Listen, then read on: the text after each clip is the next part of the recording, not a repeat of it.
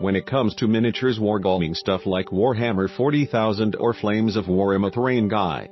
I love the look and feel of a beautifully modeled table that embodies its setting or tells a story.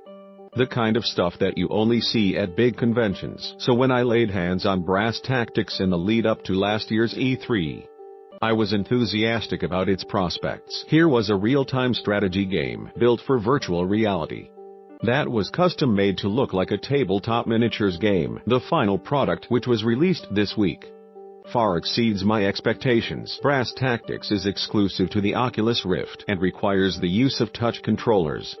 That absolutely limits its audience. But if you have access to the gear, there's no reason not to give it a try.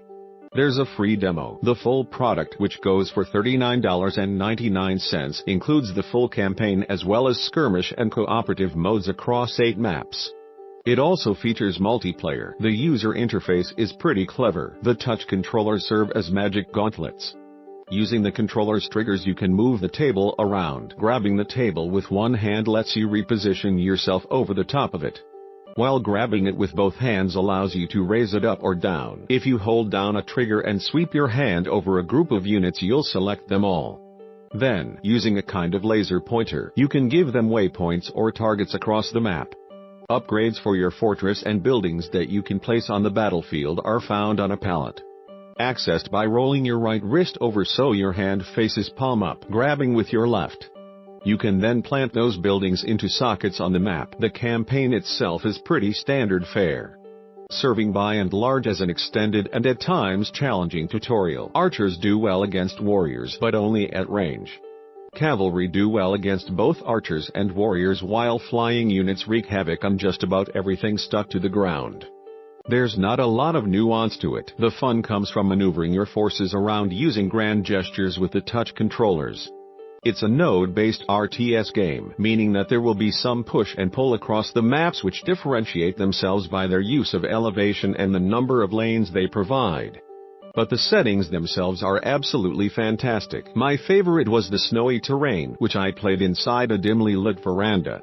It's ringed on all sides by a rocky ice wall, making it feel a bit like a scene from Game of Thrones. The Unreal Engine performs well, with elaborate use of light and shadow all over the map. There's also a Colosseum-like map for quick skirmishes that's full of little nooks and crannies to explore. Holding that elaborate terrain is an equally elaborate wooden gaming table.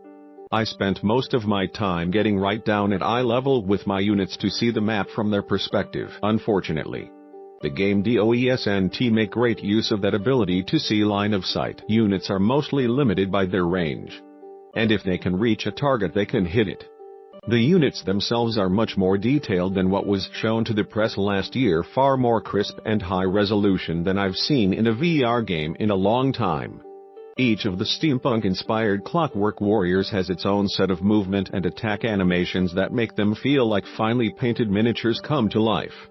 The only oversight is the lack of hero-type units. As far as comfort level goes, getting down too close to the action while you move around can cause discomfort.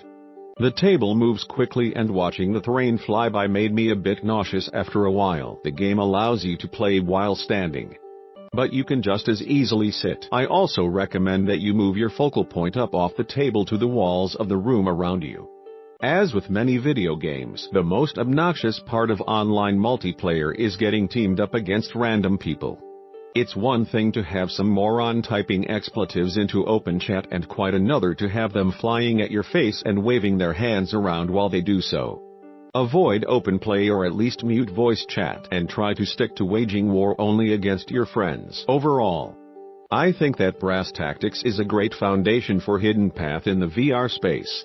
With such an excellent pedigree of RTS franchises like Defense Grid and Age of Empires, it would be exciting to see them get access to a killer license in the future. Something like Brass Tactics, but applied to Lord of the Rings or Warhammer, could lead to something truly inspired.